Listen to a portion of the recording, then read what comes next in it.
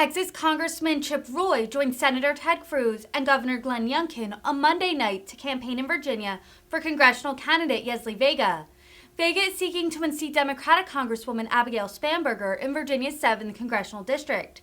Roy, one of the most vocal hardline conservatives in the House, implored voters to support Vega and help deliver the House of Representatives into GOP hands. As the midterms near, generic congressional ballot polls are showing Republicans retaking the lead against Democrats, indicating a likely GOP takeover of the House. Well, good evening, Virginia. It is great to be here, and believe it or not, I can say it's coming home for me as a University of Virginia graduate, as someone who grew up in Loudoun County, but a proud Texan, let me be very clear. You know, I grew up at the foothills of the mountains across from Harper's Ferry. I went to the University of Virginia and lived in a room built by Jefferson. My first job was in Richmond, Virginia, just down the hill from St. John's Church, where Patrick Henry gave his great speech, "Give me liberty or give me death." This Commonwealth is the cradle of democracy. It is the birthplace of this country.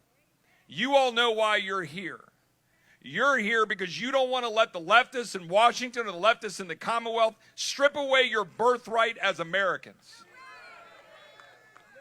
And we're here to make sure that Yesli Vega is in the Congress of the United States fighting for you.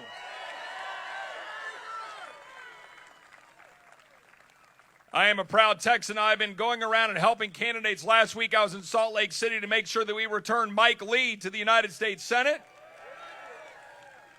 I've been down in South Texas with my good friend Cassie Garcia, Monica de la Cruz, Mayra Flores.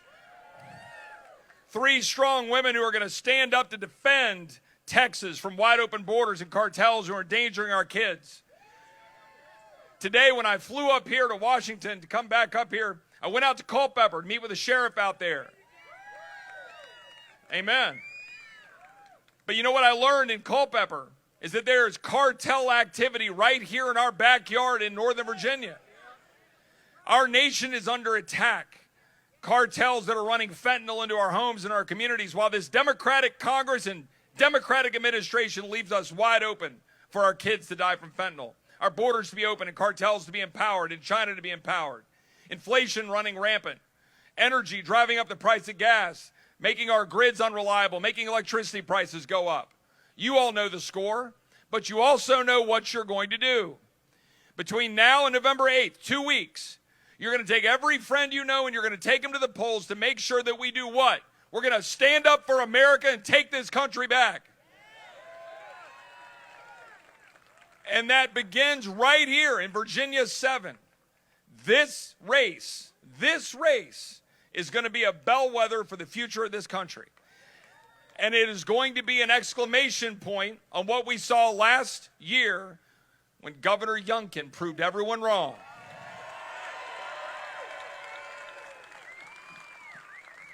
And as I said, I grew up in Loudoun County, and I've seen the absolute abomination that is the school board and all that has been going on there. But you know what? Parents are fighting back. Parents are standing up to take their schools back, to make sure that they can take their kids out from the grips of the teachers union that want to be able to own your kids, but you're saying no because you know what's good for your kids. You're not like the president today. The president today who went out and actually said their closing argument for Democrats. The closing argument for Democrats is to prevent states from being able to protect children from the absurdity of gender identity. That's the closing argument for Democrats. But what is our closing argument? Our closing argument is freedom. Our closing argument is empowering parents over school boards. Our closing argument are secure borders, taking our power back from the cartels and protecting our kids from dangerous fentanyl. Our closing argument is standing up with law enforcement for secure streets and communities. Our closing argument is energy, making sure that you have reliable grids and gasoline in your cars. Our closing argument is to stand up for the America that we love and to protect the country that was given to us by our founders and by our fathers and grandfathers and grandmothers and mothers fighting for this country. That's our closing argument.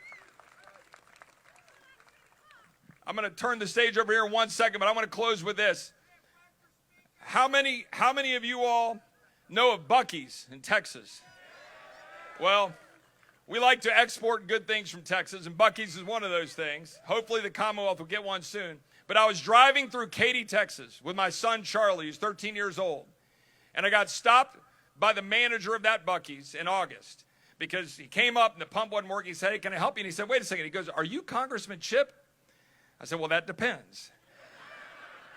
And he said, "I just want to thank you." Now, this is not about me. This is about us. He wanted to thank us.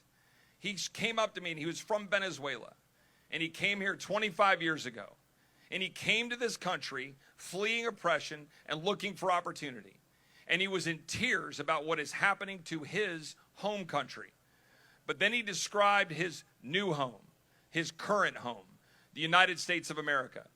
And he was thanking us, all of us, for standing up to protect it from a radical left that wants to dismantle everything you know that is great and good about this country. That's what this election is about. I can promise you I'm going to throw my body in front of the train in Washington over these bad bills and big spending bills to try to protect it for you guys, but I need help. I need help. And Yesli Vega is that help.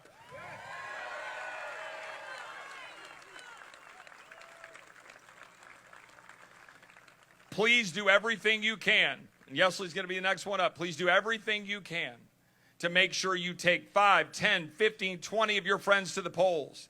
Don't take anything for granted. Run through the tape. As Paul says in the good book, finish the race. It is our time to finish the race and make sure that we stand up for the greatest country in the history of the world. God bless you all, and God bless Virginia.